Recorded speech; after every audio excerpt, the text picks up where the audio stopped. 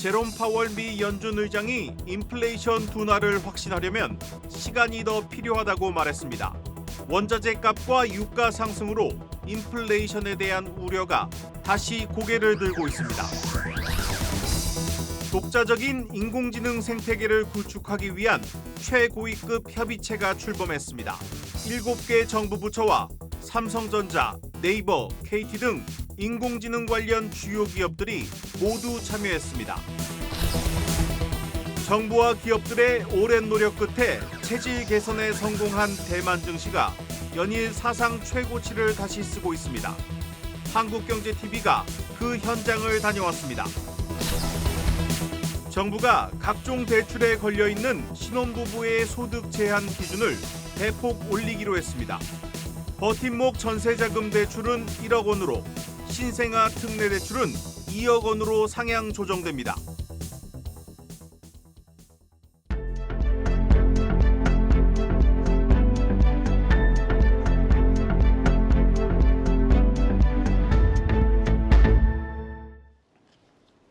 뉴스 플러스 시작합니다. 미국 연준의 금리 인하 시점이 미궁 속으로 빠졌습니다. 이 파월 미 연준 의장이 인플레이션이 잡혔다는 확신이 들려면 시간이 더 필요하다고 말하면서 시장이 예상했던 6월 금리 인하는 물 건너가는 분위기입니다. 무엇보다 높은 금리에도 미국 경제가 너무 튼튼합니다.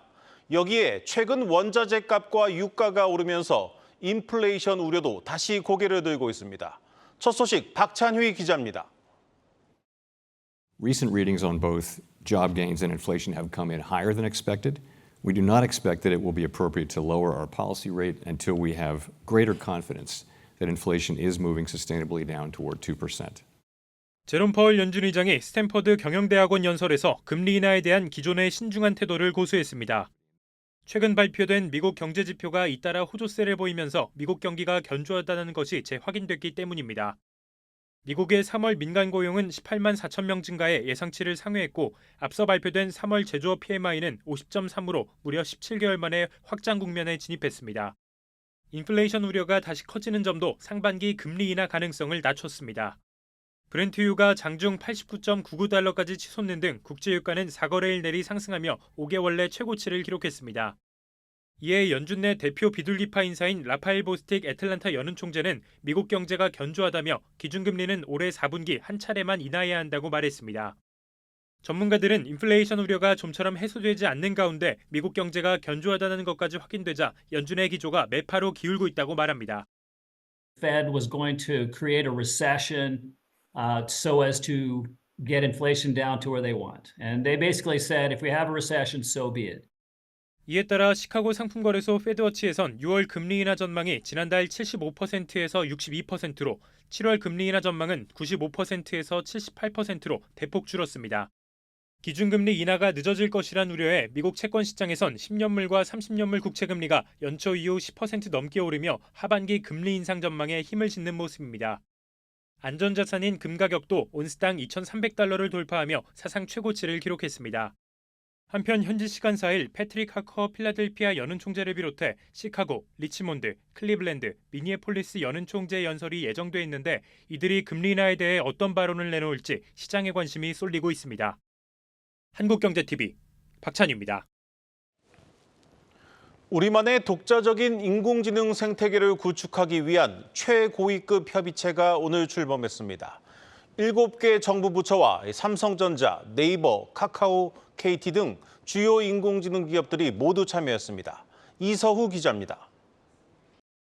삼성전자, SK텔레콤 등 통신 3사, 네이버, 카카오의 최고 경영자들과 AI 전문가들이 한자리에 모였습니다.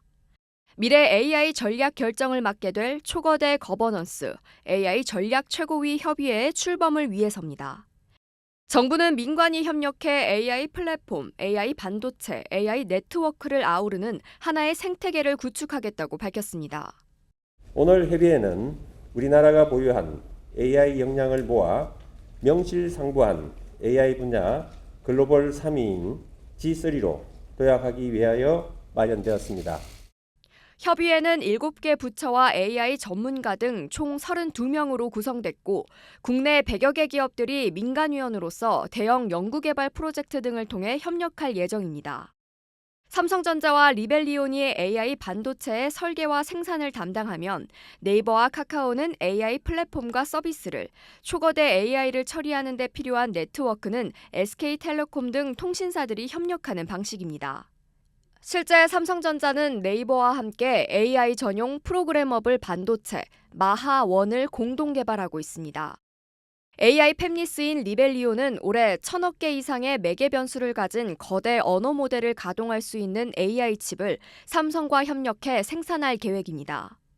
독자적 AI 생태계를 구축해야만 절대 강자인 엔비디아의 의존도를 낮출 수 있습니다.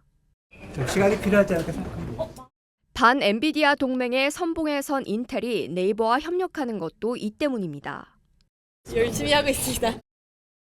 AI 생태계 구축은 특정 기업이 아닌 국가적인 차원의 과제가 됐습니다. 한국경제TV 이서우입니다. 국내 인공지능 반도체 설계 기업들이 엔비디아가 주도하고 있는 AI 생태계에 도전장을 던지고 있습니다. 토종 팹리스 퓨리오사 AI가 다음 달 국내에서는 처음으로 고대역폭 메모리 HBM을 탑재한 인공지능 반도체를 선보입니다. 박혜린 기자입니다. 퓨리오사 AI는 맞춤형 저전력 NPU로 엔비디아의 GPU가 독식하고 있는 시장에 도전장을 내놨습니다. 백준호 퓨리오사 AI 대표는 GPU를 내연기관 차량에 NPU를 전기차에 빗대며 AI 반도체 칩 시장이 NPU 생태계로 재편될 수밖에 없다고 내다봤습니다. GPU의 아키텍처보다 훨씬 더 효율적인, 그러니까 AI 애플리케이션에 가장 이제 최적으로 설계된 그런 이제 혁신을 담은 제품이기 때문에 그런 저는 NPU 반도체가 앞으로 더 많이 보급이 될 거라고 생각을 하고 있습니다. GPU는 그래픽 처리용으로 개발됐다가 AI로 활용 범위를 넓힌 범용 칩이라면 NPU는 처음부터 AI 연산에 특화돼 전력 소모가 적고 비용도 저렴합니다. 퓨리오사 AI는 지난해 1세대 AI 반도체 워보이를 양산한 데 이어 오는 5월에는 SK 하이닉스의 HBM3를 탑재한 신형 AI 반도체 레니게이드를 시장에 선보일 예정입니다. 국내 AI 반도체 중 HBM을 탑재한 것은 처음으로 엔비디아의 칩과 유사한 성능과 효율을 자랑하며 글로벌 데이터 센터 시장을 본격 공략한다는 계획입니다. 하드웨어뿐 아니라 소프트웨어의 완결성까지 갖췄다는 점에서 엔비디아의 소프트웨어 쿠다 생태계에서 독립할 수 있는 강력한 경쟁력을 갖췄다고 자신합니다.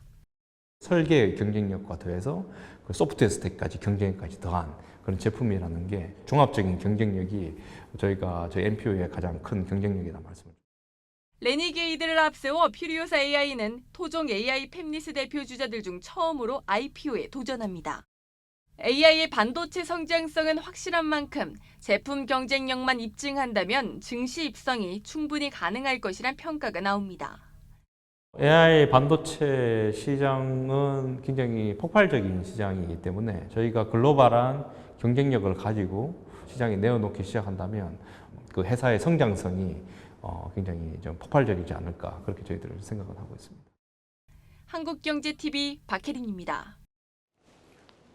체질 개선에 성공한 대만 증시가 연일 사상 최고치를 쓰면서 우리를 부럽게 하고 있습니다. 경제 규모는 우리가 2배나 큰데 시가총액은 대만이 훨씬 더 큽니다.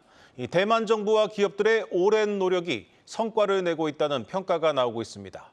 한국경제TV 취재진이 그 현장을 다녀왔습니다. 박승환 기자입니다. 최근 대만 가권 지수가 연일 역사상 최고치를 다시 쓰고 있죠. 1년 전과 비교해 30% 넘게 상승 중인데요. 대만 정부와 기업들이 오랜 기간 추진해온 증시 선진화를 위한 노력이 성과로 이어지고 있다는 분석입니다. 대표적인 증시 부양 정책은 통 큰 배당입니다. 대만 증권거래소에 따르면 대만 상장 기업의 배당 수익률은 연 3.37%로 미국이나 일본보다 높고 우리나라와 비교하면 2배를 웃돕니다. 기존 배당 성향 자체가 아시아 주요국 중 낮지 않은 수준이었지만 투자자들의 기대에 발맞추고자 꾸준히 높여왔습니다. 배당이 늘어나면서 해외 투자금이 몰려들었는데 실제로 대만 증시의 외국인 투자자 비중은 2013년과 비교해 10% 늘어난 43%. 대만 거래소는 사상 최고치인 현재에 만족하지 않고 4월 중에 추가로 기업 가치를 올릴 수 있는 방안을 내놓을 계획입니다.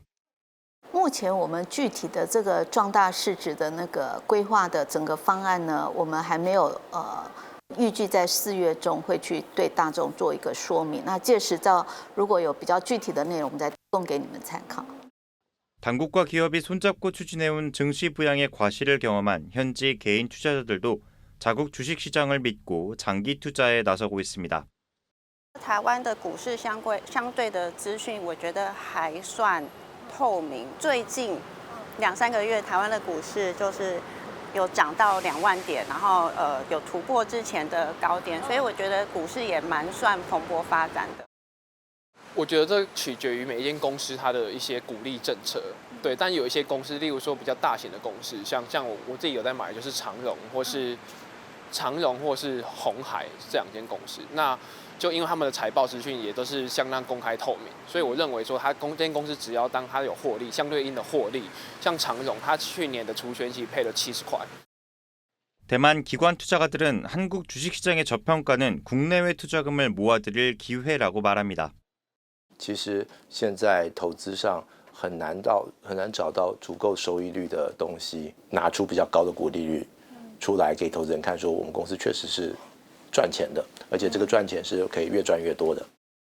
코리아 디스카운트라는 위기를 국내외 투자자 유치의 기회로 삼아 코리아 프리미엄으로 만들어가야 한다는 조언입니다. 한국경제TV 박승환입니다. 가족 간의 경영권 분쟁이 일단락된 한미약품그룹이 이제 갈등을 봉합하는 수순으로 들어갔습니다. 그동안 반대편에 섰던 어머니와 차남이 함께 지주사의 공동대표를 맡기로 했습니다. 하지만 이번 갈등의 불씨가 됐던 상속세 문제 등을 놓고 양측이 이견을 좁히지 못할 경우 사태가 재발할 가능성도 여전합니다. 박승원 기자입니다. 석 달간의 경영권 다툼 이후 처음으로 개최된 한미사이언스 이사회. 건강상의 이유로 지난 주주총회에 불참했던 송영숙 한미약품그룹 회장도 참석했습니다. 한 말씀 좀 부탁드릴게요. 이사회에선 어머니인 송영숙 회장과 차남인 임종훈 사내이사가 공동대표이사로 선임됐습니다. 공동대표 체제 구축으로 가족 간 경영권 갈등은 일단 봉합되는 모양새입니다. 모든 사람들이 그리고 같이 모일 수 있고요. 저희 가족도 그렇고 다른 파트너들도 그렇고 전부 이제 화합으로 갔으면 좋겠고요. 어머니를 대표해서 제어할 것이라는 예상과 달리 공동대표 체제를 구성한 것은 상속세 문제가 영향을 끼친 것으로 풀이됩니다. 양측은 앞으로 2년간 2,700억 원의 상속세를 납부해야 하는데 연대 납부 제도인 만큼 어느 한쪽이라도 납부하지 못하면 문제가 생길 수 있습니다. 하지만 상속세 해결 방식을 놓고 양측이 이견을 좁히지 못하면 갈등이 재발할 가능성은 여전해 보입니다. 형제 측은 상속세 문제를 해결하고 경영권 분쟁을 끝내기 위해 사모펀드 KKR을 재무적 투자자로 끌어들이는 협상을 진행 중입니다. 하지만 모녀 측은 경영권 갈등 과정에서 사모펀드로의 지분 매각에 대해 부정적 입장을 보인 만큼 간극이 있는 것으로 전해졌습니다. 한국경제TV 박승원입니다. 올해 들어 저PBR주로 주목을 받으면서 급등했던 은행주가 최근 부진한 모습을 보이고 있습니다. 이른바 밸류업 효과가 투자자들의 기대에 미치지 못하고 있습니다. 기본적인 체질 개선이 먼저라는 분석이 나오고 있습니다. 전범진 기자입니다. 지난달 1일부터 2주 만에 13% 급등했던 KRX 은행지수. 이후 보름에 걸쳐 배당락과 은행권의 ELS 사태 자율배상안이 겹치면서 상승분을 모두 반납했습니다. 금리 인하 신중론을 내비친 파월 연준 의장의 발언이 오늘 시장에 반영되면서 단기 반등은 있었지만 아직 갈 길은 멉니다. 국내 은행들이 지난 2년 동안 기록한 역대급 실적에도 자산가치 대비 주가를 나타내는 PBR은 여전히 0.4배. 미국 은행들의 3분의 1 수준에 불과합니다. 전문가들은 은행이 저평가를 벗어나기 위해서는 주주 환원과 실적 개선 등 내부적 요인과 증권 관련 세제 등 외부 요인을 모두 개선하는 장기적인 과정이 필요하다고 진단합니다. 가장 시급한 과제로는 배당과 자사주 매입을 포함한 주주 환원 개선이 꼽힙니다. 은행에 투자하는 가장 큰 이유는 결국 배당인데 지난해 상장은행의 평균 총주주 환원율은 32.4%로 같은 기간 77.6%를 기록한 삼성전자보다도 낮은 수준입니다. 미국 대형은행의 총주주 환원율이 90%에 근접한 점을 고려하면 우리 은행권의 낮은 밸류에이션이 이유 있는 저평가로 불리는 원인입니다. IBK 투자증권은 지난달 발간한 보고서에서 은행권이 총주주 환원율을 45%로만 끌어올려도 주가가 PBR 0.6배 수준으로 향상될 수 있다고 지적했습니다. 전문가들은 금융주 재평가의 두 번째 조건으로 기업 금융 확대를 꼽습니다. 가계대출은 당국의 억제 정책으로 추가 성장이 어려운 만큼 아직 성장 여력이 크고 수익성도 높은 기업 대출 비중을 확대해야 시장에서 좋은 평가를 받을 수 있다는 진단입니다. 세제 개편은 금융권 밸류업의 마지막 퍼즐로 꼽히는 대목입니다. 정부는 밸류업 프로그램의 후속 조치로 배당을 늘린 기업들에게 법인세를 완화하고 주주의 배당소득세 부담을 경감시키는 방안을 추진하고 있는데요. 이는 대표적인 배당주인 은행들에게 큰 호재로 작용할 수 있습니다. 다만 야당은 이 같은 세제 개편에 부정적인 만큼 다가오는 총선 결과에 따라 밸류업 프로그램의 향방에도 큰 변화가 생길 수 있다는 전망입니다. 한국경제TV 전범진입니다. 언젠가부터 우리가 해외에서 입국할 때마다 쓰던 이 세관 신고서가 사라졌다는 사실 알고 계십니까? 지난해 5월부터 폐지가 됐는데 딱히 신고할 게 없어도 신고서를 써야 하는 불편이 사라지면서 국민들이 뽑은 민생규제 혁신 사례로 뽑히기도 했습니다. 그 뒷이야기를 전민정 기자가 취재했습니다. 내국인이든 외국인이든 여행자라면 누구나 입국 때 써야 했던 종이 세관 신고서. 면세 한도가 넘지 않아 세관에 신고할 물품이 없어도 돌아오는 비행기나 입국장에서 형식적으로 내다 보니 여행자들이 겪는 불편함은 이만저만이 아니었습니다. 100명의 입국자 중에 99명이 신고할 물품이 없음에도 신고서를 제출하는 불편함이 있다. 이를 개선해야 된다는 말을 계속 제기해 왔고요. 미국 EU 등에도 신고할 물품만 있는 사람만 신고서를 제출하게 되면 당초 휴대폰 신고서 작성 의무는 가짜 상품이나 마약 같은 유해 물품 반입 등 범죄 예방 차원에서 도입됐는데 지금은 인공지능 CCTV와 같은 첨단 장비가 그 역할을 대신합니다. 이처럼 막상 규제를 풀고 나니 국민이 체감하는 편익은 기대 이상이었습니다. 실제 여행자 휴대폰 신고서 작성 의무 폐지는 국민이 뽑은 베스트 민생규제 혁신 사례로 선정되기도 했습니다. 23년 5월부터 24년 2월까지 2,900만 명은 휴대폰 신고서를 작성하지 않게 되었고요. 작성하지 않을 때는 종이 휴대폰 신고서 제작 비용 3억 2천만 원 정도 절감 효과가 있습니다. 휴대폰 신고서 제출할 때 한 10분 정도 있고 하는데 지금은 3분 정도로 줄어들었다고 보고 있습니다. 종이 신고서를 없앤 건 시작일 뿐. 앞으로는 여행자 통관 내역 발급, 텍스 리펀드, 즉 세금 환급까지 한국형 전자통관 시스템인 유니패스 모바일 앱을 통해 서비스해 외국인 관광객들이 겪는 번거로움도 덜어준다는 구상입니다. 예전엔 그냥 단순히 신고만 하셨다면 모바일 앱을 통해서 지금 납부도 하실 수 있고 혹은 뭐 세관에 직접 오셔서 이거를 서류를 떼가야만 텍스 리펀드가 공항공사를 통해서 이제 적용이 되는 부분이었는데 외국인 여행자분들도 앱이나 아니면 이제 모바일 통해서 좀 편하게 받아가실 수 있게 지금 이제 강구를 하고 있고요. 한국경제TV 전민정입니다.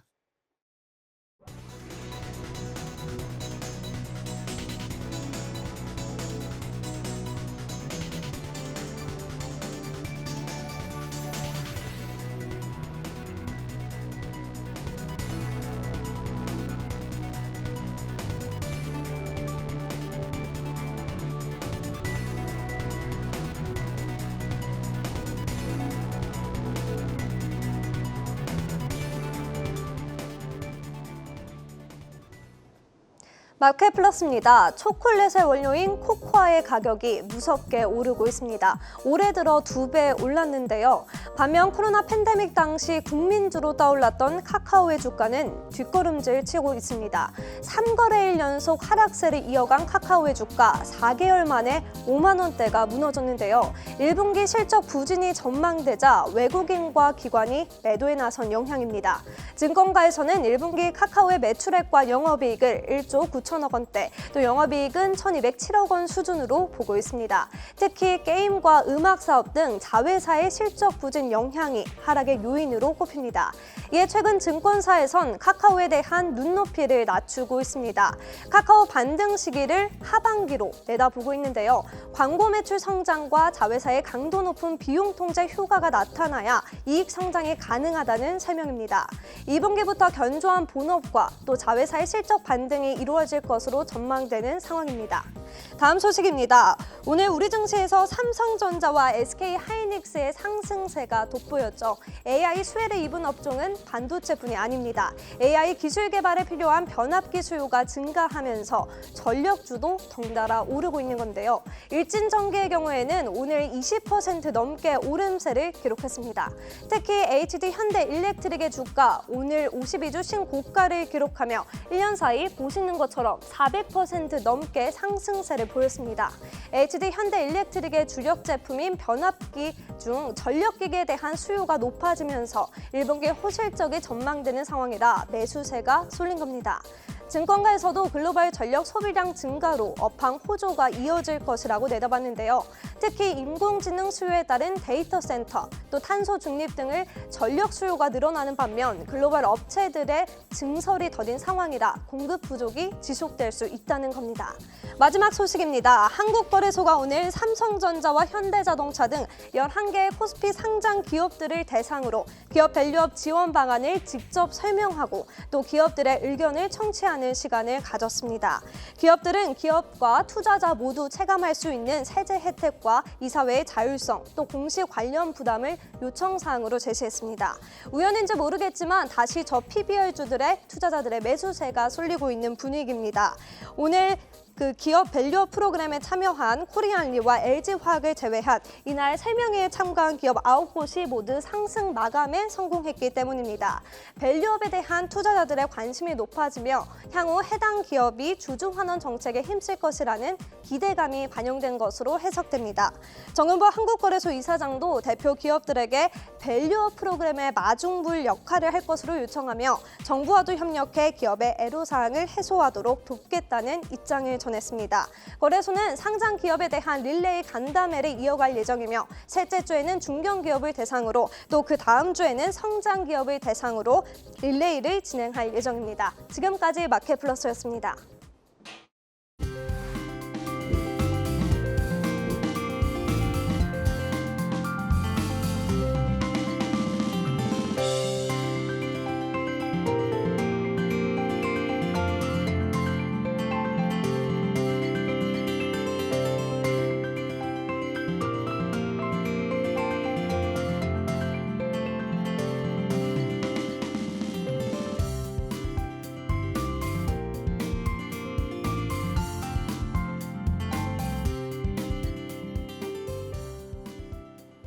오늘 준비한 뉴스 플러스는 여기까지입니다. 시청해주신 여러분 고맙습니다.